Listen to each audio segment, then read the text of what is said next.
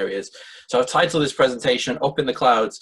For those of you that have seen the Disney movie / Pixar movie Up, this presentation is going to be a lot more enjoyable. For those of you who haven't, don't worry about the confusion. You watch the movie afterwards. It's great. So the first thing to talk about is me. This is me as a young wilderness explorer. Demanding to know that the wilderness must be explored at all costs. I'm the Chief Information Security Officer at M247. We're a managed services provider, cloud services provider, ISP, a bit of everything. Doing global transit for those of you that don't know, as co-location, data centers, a whole host of things. But for me myself, so I had a bit of a technical background doing all sorts, and I always ask the question, how does it work? And that's a question that persists. And I greatly encourage all of you to continue to ask that question. So that's me. So cloud security specifically, obviously security is my mandate, my sort of the thing I've chosen to specialize in. And cloud security is an interesting one. So, sort of the expectations versus reality, we might think that it's all sort of taken care of there, and we have these rosy clear blue skies with no issues whatsoever.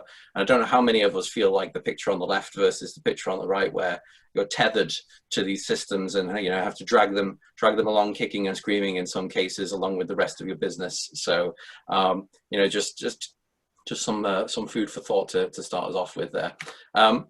So yeah, it's a shifting landscape, and I suppose many of us might have felt like we started off 2020 feeling like the world was our oyster and everything was great, and we've got some things that we want to do and some aspirations that we want to aim towards, and all of a sudden we've been shifted out of our comfort zone into a place where we've been forced to adapt out of necessity. Some of us might have been lucky and had things in place already that allowed us to do that, but cloud has become an absolute necessity in this day of remote working, and the change in circumstances has meant that we've had to change our model of working. And everybody's using cloud more or less. Like I said, either software as a service, infrastructure as a service, all the other AASs, that you can possibly imagine.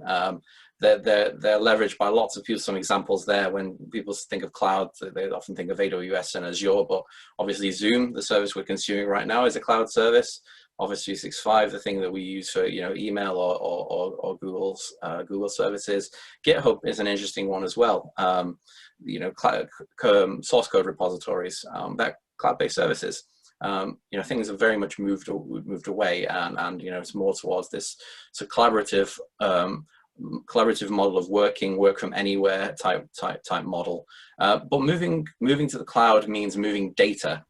And it means that the data is now in the cloud, and really that's just going to tell you a sort of a very poorly kept secret. The cloud is just another computer in a data center somewhere. By the way, it's nothing special. There's no voodoo. I'm sure that all of you know that, but it's worth pointing it out.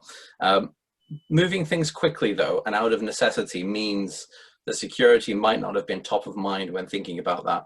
A lot of the things that the businesses that I've spoken to have been thinking about is more around availability. We need to be able to get our staff to work. We need to be able to move into this model of remote working. And it's true that availability is one of the tenets of information security, along with confidentiality and integrity.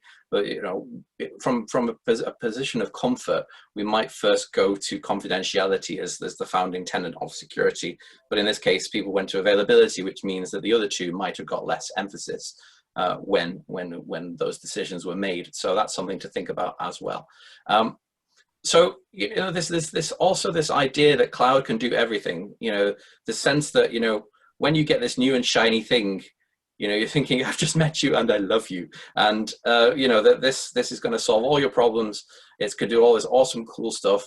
And by the way, while we're at it, all the cloud services providers have really good security, right? Big thumbs up. Maybe not. We'll see about that. They're great opportunities, but don't forget yourself. We can get carried. I couldn't resist. I had to put down the reference to artificial intelligence, machine learning, and deep learning in there. For the attention span that grabs us when we're suddenly caught by this shiny thing and we go squirrel. But the thing about those is, and I apologize to anybody else who's going to bring these up legitimately. you might, and I'm sure you have a perfectly legitimate reason for doing so. As these technologies mature, there'll certainly be a place for them, that's for sure. But just because something is labeled as AI or machine learning or deep learning, it's, you know, don't be fooled by it being sort of the marketing catchphrase of the day. So shared responsibilities. The cloud services provider is great, and they're there, and they will you know, facilitate you, and you know, this is challenge this assumption around the cloud service provider will take care of all of my security. They'll take care of some of your responsibility, your security, because the responsibility is shared. This is Microsoft's shared responsibility model. Amazon has something very similar. A lot of the CSPs do, you know, have these similar principles. What you'll notice is that in every single one of these, information and data is always the customer's responsibility, more or less. Now you can kind of argue that a little bit, and then, you know, there's you know, some GDPR you know, proponents that might argue that a little bit as well. But that's basically where they put their stake in the ground, and they say, well, you know, we'll give you the infrastructure, or, you know, we'll give you the platform, but the data is your baby. You're going to make sure that you're taking care of it. And unfortunately, we've seen too many examples where this has not been handled correctly, either because it's been assumed that that the CSP will take care of it for you, or because, you know, the default settings have been overridden in favor of availability. A good example of this is Amazon S3 buckets. I don't know how many articles or instances of this we've seen where people have left Amazon S3 buckets with open permissions, full of databases and gigabytes and sometimes terabytes worth of information just there, ripe for the picking. That's not Amazon's fault. That's down to the person that's configuring the service, and they, you know, they provide that flexibility, and they give it the ability there to make those changes.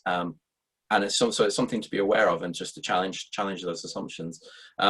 The CSP, obviously, on the other end of the scale, does have to be responsible for all of the physical security, certainly, on, you know, depending on the type of service, underlying network controls, operating system applications, etc. So on the other side of things, you know, M247 being a CSP ourselves, we have to consider that side of things to make sure the service is as secure as it can be for customers. And obviously, you're made a target from attackers from those points of view as well.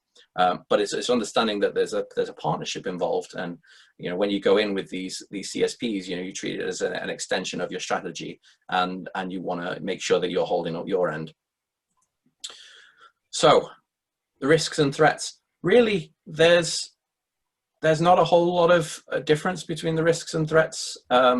There are some more that are unique to the cloud types of environments, and certainly because they're by default publicly available, you obviously have a more open attack surface. But you want to take care to look for specific ones, particularly around access management. Denial of service is a thing that can happen pretty much anywhere. But ransomware, you not think ransomware is something that could affect you, but it absolutely can. You know, if you're running infrastructure as a service that's cloud-based platforms, you know, you're running operating systems on top of those. Those are just as susceptible to those kinds of attacks, you know, just as any on-prem solution or existing, you know, in company-owned data center solution that you've currently got. Data loss is a huge one, as we said before. S3 buckets are one example, but there are tons of examples of this. Credential theft, lateral movement. Lateral movement's an interesting one because, you know, a lot of people set up their cloud services in sort of a hybrid model, especially if you've got sort of some on-prem stuff, some IaaS stuff, and you're connecting the two, and they have a network bridge between them. If someone compromises that cloud solution, you've got to make sure that they can't then laterally move into the rest of your network that might be on-prem. So that's something that you've got to think about, the open attack surface that you're creating when you spin up these services. You know, when people just you know, willy-nilly spin up new containers and, you know, and new virtual machines and things like that are connected to the network, just for testing, but they're connected to a production network. You know, these examples of misconfiguration, you know, can kind of compound all of these threats on top of one another to lead you to a very sticky situation. So if someone, you know, gets in via a misconfiguration, moves laterally to your internal network, and then dumps ransomware on it, is an attack vector that you'll see examples of. Lack of visibility is another consequence of people spinning up tons of assets and not really keeping control of what they are and where they are. And well, that's okay. That can go by the wayside, but you find out about it later when you get this massive bill from Amazon. And then data sovereignty is something that, again, is something that people don't always think about, which is, you know, if I've got data for citizens of a particular region. So the European Union is one example for GDPR implications. California is soon going to be an interesting consideration from the Privacy Act that they've got going on over there. And you've got to think, okay, well, does the data for particular citizens in accordance to a particular regulation need to sit in a particular geographical area? For legal requirements, etc., etc. So those are all considerations. I've put 3 suggestions on here to look at. We can't go into these in great detail now, but the MITRE attack framework, it just describes, you know, more or less and they have a cloud specific one as well if you're interested. So they describe a lot of the attack vectors that people will approach. OWASP is for web application security. That deals with things like SQL injections, cross-site scripting, etc. And then the CIS benchmarks are a valuable resource for you know, what's a good baseline configuration, like secure baseline configuration for a number of assets and services, including things like AWS and Azure. Fallout. Again, I don't need to stress this too much because we see it so much in the news these days. Everybody understands this now, even people who are not in the cyber field, and nobody likes the cone of shame. And it is you know, we must have sympathy with these guys to a certain degree because it really could be any of us. You know, FireEye got targeted, and there's this interesting still news emerging about this FireEye SolarWinds situation that's coming out over the past few days. And you know, you think, well, those guys are some of the best. And they get targeted. Not all of us are going to get targeted to that level by sort of nation state actors, but you know, as the details come out, you know, SolarWinds putting SolarWinds 123 as a password on some of their repositories, maybe not the best idea. And therefore, unfortunately, the cone of shame, albeit temporarily. Let's hope everybody bounces back from the unfortunate incidents that they find themselves on the end of. So some security principles. I just thought, you know, there's so many of these, and this is a bit of a text dense slide, so I apologize for that. I'm going to try and, you know, sort of zip through it. But, you know, just the idea of where did my perimeter go?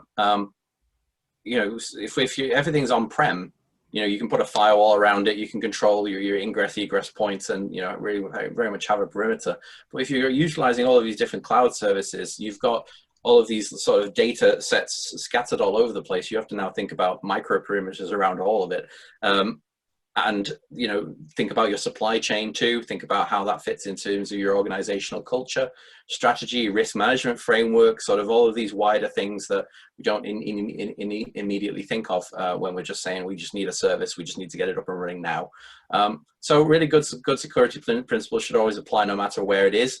Think about where your data is, what it is, and how it's being used. How long do you need to use it for? That's like basically number one, you know, sort of that information asset management as well as just general asset management.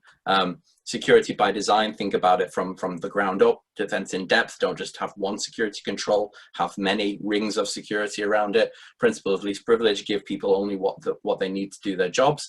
And the idea of zero trust as a paradigm to use, it is almost a necessity in a cloud-based environment. You can't trust where a person is anymore. You have to validate that identity and attest to it more strongly now than you used to have to. So security specific controls, you can think of things like CASB, Cloud Access Security Brokers. SASE is a new term that, you know, sort of that's getting more popularity from Gartner. Secure Access Services Edge, you have to play you know, bingo with all of the acronyms these days and learn all of these things. IDPs and IAMs and WAFs, etc., are all things to consider depending on your use case. But remember that tools by themselves do not solve problems. Not most of the time anyway. You don't just buy a tool and say, we're covered, we're all done, good to go. Secure principles need to serve as the foundation. Then you have to consider your operational running. Are you actually looking at the thing that you've bought? Are you getting the most out of your investment? You know, how does it fit with your strategy and the rest of the business? Does it, you know, complement your other tools? Are you actually monitoring the jolly thing? So, you know, those are all things you have to consider when you when you're looking at your security controls. And I suppose just to set that scene, the great opportunities, but calculate the risks. Remember the fundamental principles. Start with understanding your assets is I think a good piece of advice. There's more to solving the problem than just tools, and make sure you continue to monitor, manage, learn, and adapt. Now, I've zoomed through that quickly because I'm conscious of time, and we only have a short amount of time for everybody to have their piece. But I hope that just sort of prompts some questions to bubble up and set the scene for what the other guys are going to speak about. So that's me done.